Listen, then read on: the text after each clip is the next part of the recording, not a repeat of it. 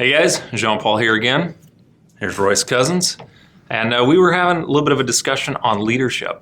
And Royce, you were starting to tell me about two kinds of leaders. Yeah, I think in so many different areas, you're always like, there's two kinds of people. And so I'm going to oversimplify it and just Right. kind of classic. No, there's only two. Yeah, and there's two kinds of leaders. The leaders that they ask their team what's going on, they collaborate, they think ahead, and those are the type of people that they're going to make everybody collectively better than anybody would be individually. Right. Just everybody's better around you, that kind of a leader. And everybody wants to work with that type of person.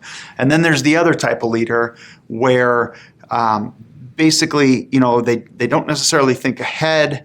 And because they don't think ahead, in order to be effective, in order to retain their position, they need to resort to other means, which oftentimes is, manipulation, yelling, any of that type of stuff. Right. It's not always going to come out in the negative fashion. I mean, I'm sure there are people that are plenty good at manipulating without the screaming and yelling. Right. But when things go south, there's a lot of screaming and yelling quite often. Yeah.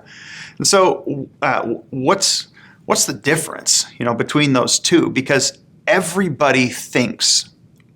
most everybody thinks that they are person A, leader A, that right. Makes everybody better and all that stuff. Well, I guess first, how do you know if you're leader A or leader B? There's a good question. I think having a conversation with God, being honest with yourself, and then in those moments of crazy, what's my focus? Right. And what it really boils down to is, are you focused on yourself or are you focused on your team? Yeah, it's amazing that the dynamic can come down to that, because even as you're describing it, I'm going, wow, yeah, you've got leaders that go ahead and pull others to success. Mm-hmm. And then you have others that are maybe at the back of the group or in the middle of the group pushing everybody, right? Mm-hmm. So it's like a push-pull dynamic. And yeah, where's your focus? Yeah, but what's interesting is you can have people who are really good at seeing the future, looking at, doing all these different things. But when it really comes down to it, their motivation in every case was, I need to make sure I look good. I'm thinking, I don't want to have to deal with that problem in the future. I don't want to, have to pay for that. All those different things. And it's all me focused. And ultimately, you'll see those people, and where they'll lift everybody up around them so long as it serves themselves. Right. And that's not the person. There's Simon Sinek, I think is how to pronounce his last name. He has a video that I really like, and he talks about how do you find amazing leaders, and without diving into his content, basically, the person B that I'm discussing is basically, he's a toxic leader. He's a toxic person, right. And nobody trusts him. And from a upper management standpoint, you're looking at, who do I promote and everything. Well, he may be highly good at what he does, but nobody trusts him. And if you were to ask everybody, and you were to ask who's the biggest jerk, the one that you don't trust, everybody will point to the same person. Yeah. And that's the person that you don't want to promote. Yet, if you were to ask that person, they're amazing. Right. Yeah, look at all the work I got done. Look at how much this team has accomplished, and yeah, it very much is that focus on is it myself that I'm working to improve and make myself look good, or am I really looking to help these others on the team for their benefit?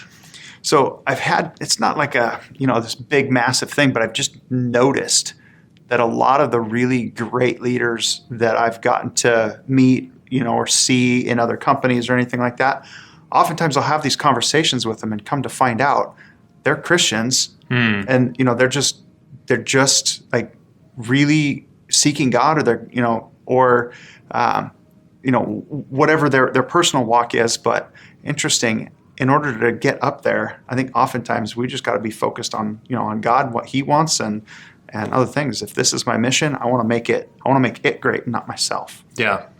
I've had the personal experience of, I know there's potential for me to do a better job as a leader. A lot of people have spoken in my life about that.